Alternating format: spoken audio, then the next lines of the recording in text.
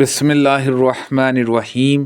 میں نے امیہ بن خلف سے جو معاہدہ اپنے اور اس کے درمیان لکھوایا کہ وہ میرے بال بچوں یا میری جائیداد کی جو مکہ میں ہے حفاظت کرے اور میں اس کی جائیداد کی جو مدینے میں ہے حفاظت کروں۔ جب میں نے اپنا نام لکھتے وقت رحمان کا ذکر کیا تو اس نے کہا کہ میں رحمان کو کیا جانوں، تم اپنا وہی نام لکھوا جو زمانہ جاہلیت میں تھا۔ چنانچہ میں نے عبد الرحمن لکھوایا۔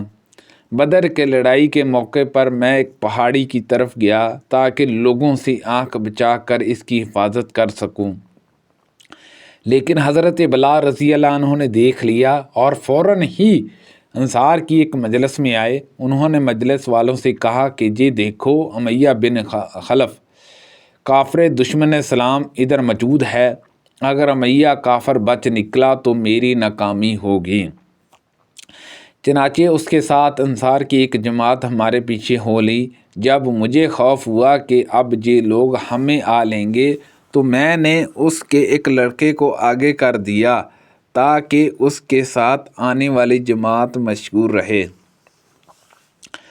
لیکن لوگوں نے اسے قتل کر دیا اور پھر بھی وہ ہماری طرف بڑھنے لگے۔ امیہ بہت بھاری جسم کا تھا۔ آخر جب جماعت انصار نے ہمیں آ لیا تو میں نے اس سے کہا کہ زمین پر لیٹ جا۔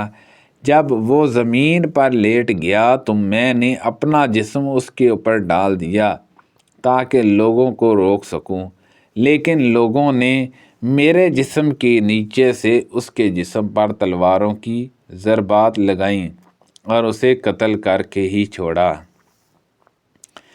ایک صحابی نے اپنی تلوار سے میرے پاؤں کو بھی زخمی کر دیا تھا۔ عبد الرحمن بن عوف رضی اللہ عنہ اس کا نشان اپنے قدم کے اوپر ہمیں دکھایا کرتے تھے۔ رسول اللہ صلی اللہ علیہ وسلم ایک شخص کو خیبر کا تحصیلدار بنایا۔ وہ عمدہ قسم کی کھجور لائے تو آپ نے ان سے دریافت فرمایا کہ کیا خیبر کی تمام کھجوریں اسی قسم کی ہیں؟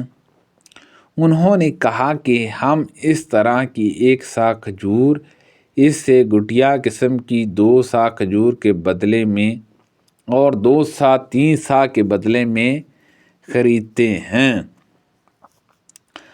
آپ نے انہیں ہدایت فرمائی ایسا نہ کر، البتہ گٹیا کھجوروں کو پیسے کے بدلے بیچ کر ان سے اچھی قسم کی کھجور خرید سکتے ہو، اور تو لے جانے کی چیزوں میں بھی آپ نے یہی حکم فرمایا۔ اس کے پاس بکریوں کا ایک ریوڑ تھا جو سالہ پہاڑی پر چرنے جاتا تھا۔ انہوں نے بیان کیا کہ ہماری ایک باندھی نے ہماری ہی ریوڑی کی ایک بکری کو جب کہ وہ چر رہی تھی دیکھا کہ مرنے کے قریب ہے۔ اس نے ایک پتھر توڑ کر اس سے اس بکری کو ذبح کر دیا۔ انہوں نے اپنے گھر والوں سے کہا کہ جب تک میں نبی کریم صلی اللہ علیہ وسلم سے اس کے بارے میں پوچھ نہ لوں اس کا گوشت نہ کھانا۔ جہاں یوں ہی کہا کہ جب تک میں کسی کو نبی کریم صلی اللہ علیہ وسلم کی خدمت میں اس کے بارے میں پوچھنے کے لیے نہ بھیجوں۔ چنانچہ انہوں نے نبی کریم صلی اللہ علیہ وسلم سے اس کے بارے میں پوچھا، جہاں کسی کو پوچھنے کے لیے بھیجا، اور نبی کریم صلی اللہ علیہ وسلم نے اس کا گوشت کھانے کے لیے حکم فرمایا۔ عبید اللہ نے کہا مجھے یہ بات عجیب معلوم ہوئی کہ باندھی عورت ہونے کے باوجود اس نے ذبح کر دیا۔ اس روایت کی مطابقت عبید نے عبید اللہ کے واسطے سے کی۔ نبی کریم صلی اللہ علیہ وسلم پر ایک شخص کا خاص عمر کا اونٹ قرض تھا۔ وہ شخص تقاضا کرنے آیا تو آپ نے اپنے صحابہ رضی اللہ عنہما سے فرمایا کہ ادا کر دو۔ صحابہ رضی اللہ عنہما نے اس عمر کا اونٹ تلاش کیا لیکن نہیں ملا، البتہ اس سے زیادہ عمر کا مل سکا۔ آپ نے فرمایا کہ یہی انہیں دے دو۔ اس پر اس شخص نے کہا کہ آپ نے مجھے پورا حق دے دیا، اللہ تعالیٰ آپ کو بھی پورا بدلہ دے۔ نبی کریم صلی اللہ علیہ وسلم نے فرمایا کہ تم میں سب سے بہتر وہ لوگ ہیں جو قرض وغیرہ کو پوری طرح ادا کر دیتے ہیں۔ سبحان اللہ عز و جل۔ ایک شخص نبی کریم صلی اللہ علیہ وسلم سے اپنے قرض کا تقاضا کرنے آیا اور سخت سست کہنے لگا۔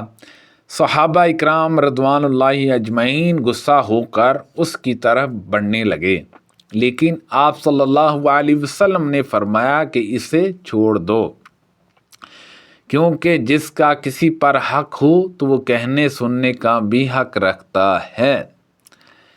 پھر آپ نے فرمایا کہ اس کے قرض والے جانور کی عمر کا ایک جانور اسے دے دو۔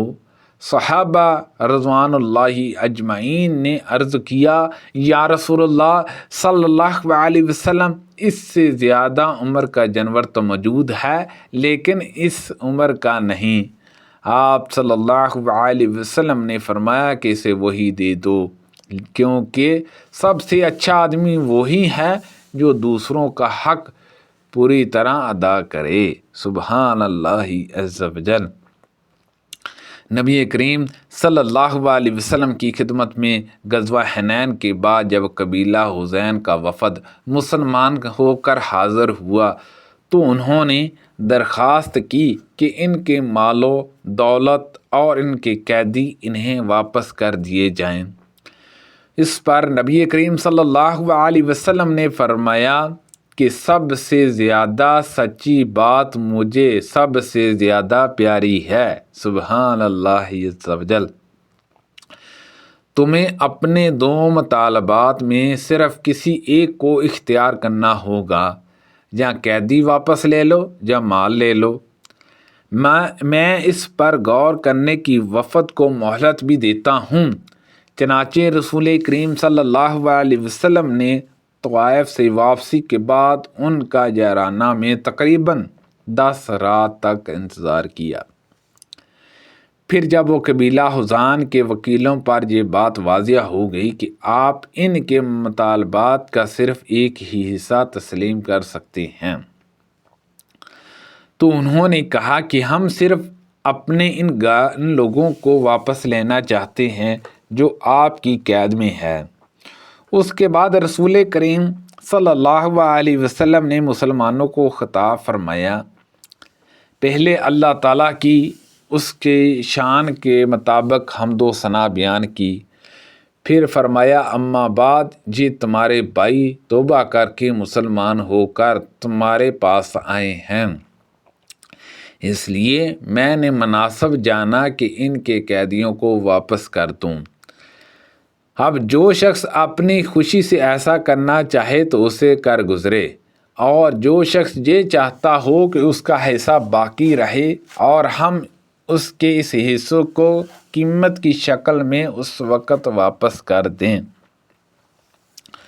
جب اللہ تعالیٰ آج کے بعد سب سے پہلا مال غنیمت کہیں سے دلا دے تو اسے بھی کر گزرنا چاہیے۔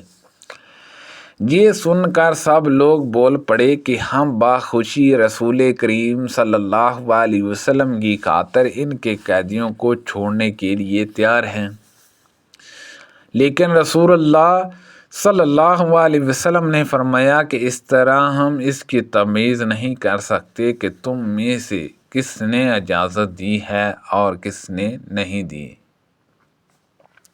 اس لیے تم سب اپنے اپنے ڈیروں میں واپس جاؤ اور وہاں سے تمہارے وکیل تمہارا فیصلہ ہمارے پاس لائیں۔